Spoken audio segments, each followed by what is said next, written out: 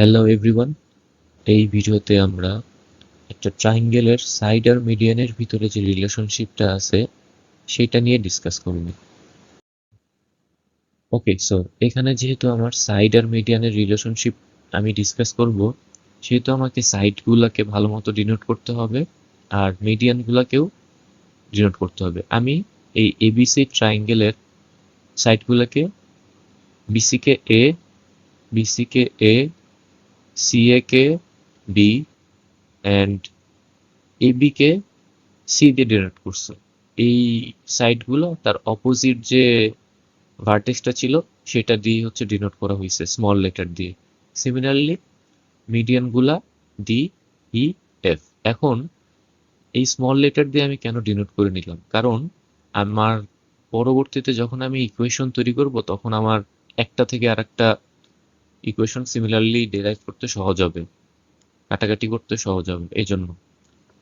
So আমরা অ্যাপোলোনিয়াস theorem থেকে জানতে পারি এই যে অপোজিট দুইটা সাইডের স্কোয়ার, যেমন হচ্ছে A B square plus AC square equal to কি হয়, আমাদের হচ্ছে median on the third side হচ্ছে এডি স্কোয়ার প্লাস এই থার্ড সাইডের যে কোনো হাফ, হয় বিডি নয় সিডি, এইখানে আমি ধরে নিচ্ছি বিডি স্কোয়ার, এদের টয়েস অফ দ্য সাম। এটা তো আমরা অ্যাপোলোনিয়াস থিওরেমে ডিসকাস করেই আসছি।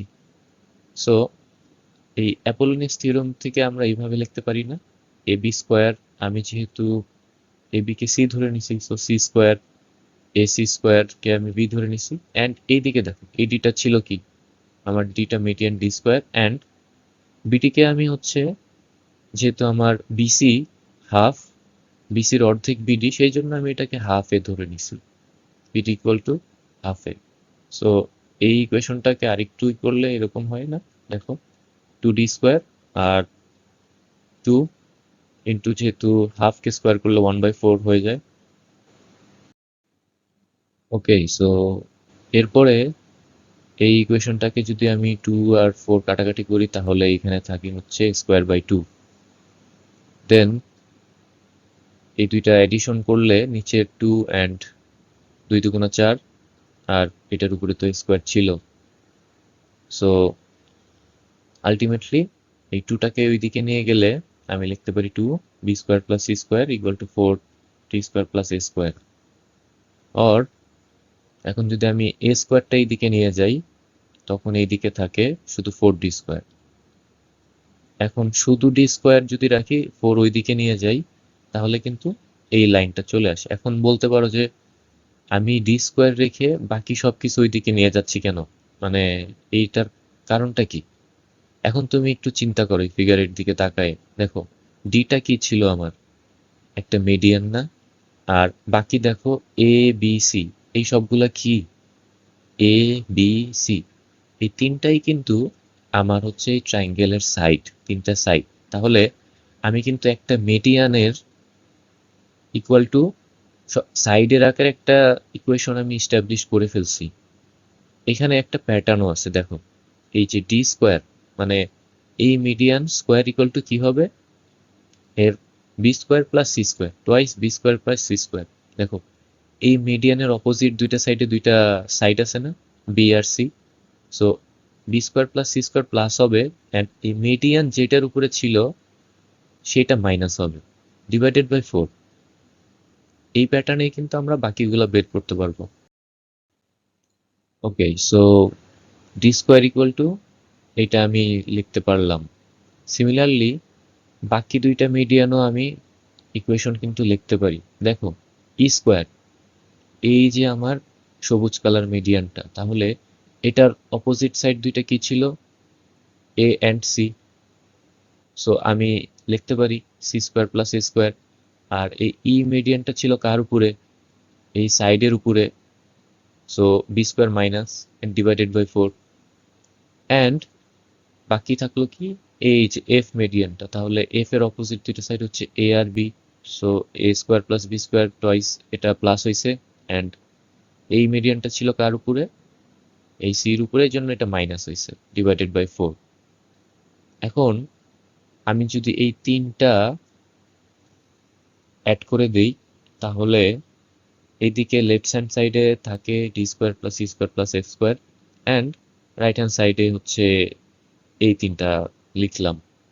তারপর যেহেতু সবগুলোর নিচে 4 আছে, অ্যাডিশন করলে জাস্ট মাল্টিপ্লিকেশন করে দিব, 2b square 2c square minus a square, এইভাবে সবগুলা ভেঙে দিব। দেওয়ার পরে আমি একটা জিনিস খেয়াল করব, আমার বি স্কোয়ার কয়টা ছিল, এখানে 2b স্কোয়ার আছে, তারপরে প্লাস 2b স্কোয়ার আছে, আর এই ইকুয়েশনে একটা মাইনাস বি স্কোয়ার আছে। সো আমার কিন্তু 4টা বি স্কোয়ার থেকে একটা বি স্কোয়ার বাদ দিলে 3টা বি স্কোয়ার থাকে। সিমিলারলি দেখো এ স্কোয়ারও এরকম ছিল, যেহেতু এখানে এ স্কোয়ার মাইনাস আছে, এখানে 2a স্কোয়ার প্লাস, এখানে 2a square plus, so 3a square. এইভাবে তিনটা তিনটা তিনটা করে থাকে, আর নিচে হচ্ছে ডিভাইডেড বাই 4। ওকে, সো এখন 3 যদি কমন নিয়ে নেই তাহলে ইকুয়েশনটা হবে 3/4, অ্যান্ড 4 যদি এই সাইডে দিয়ে দেই তাহলে এটা কিরকম হয়, 4d square plus E square plus F square, আর এদিকে থাকবে হচ্ছে 3a square plus B square plus C square. So এটাই কিন্তু আমার ফাইনাল ইকুয়েশন। দেখো এইখানে আমার তিনটা সাইডও প্রেজেন্ট, এইখানে আমার তিনটা মিডিয়ানও প্রেজেন্ট। তো এইটাই কিন্তু আমাদের সাইড মিডিয়ান রিলেশনশিপ, যেটাকে আমরা বলতে পারি thrice the sum of the area of the squares on sides, মানে thrice area of the square of sides equal to 4 times of the sum of squares of medians. এই ইকুয়েশনটা কিন্তু অনেক important, এখান থেকে অনেক এমসিকিউ চলে আসে। আচ্ছা, এবার যদি আমাদের এই ট্রায়াঙ্গেলটা একটা রাইট অ্যাঙ্গেল ট্রায়াঙ্গেল হয় তাহলে তো ফিগারটা চেঞ্জ হয়ে যাবে। তো এটাকে তখন আমরা এইভাবে লিখতে পারবো, অ্যান্ড ধরে নিলাম এখানে হচ্ছে এবিটা হাইপোটেনিউস, তাহলে তখন এই যে সি স্কোয়ার ইকুয়াল টু কি হবে, এ স্কোয়ার প্লাস বি স্কোয়ার। তখন কিন্তু এই রিলেশনশিপটা যেটা আমরা একটু আগে শিখে আসছি, তখন এই যে সাইড দুইটা ছিল এ স্কোয়ার প্লাস বি স্কোয়ার, এটাকে আমরা চেঞ্জ করে সি স্কোয়ার লিখতে পারবো না? অবশ্যই পারবো, যেহেতু একটা রাইট অ্যাঙ্গেল ট্রায়াঙ্গেল। সো দুইটা side equal to C square, hypotenuse square লেখাই যায়।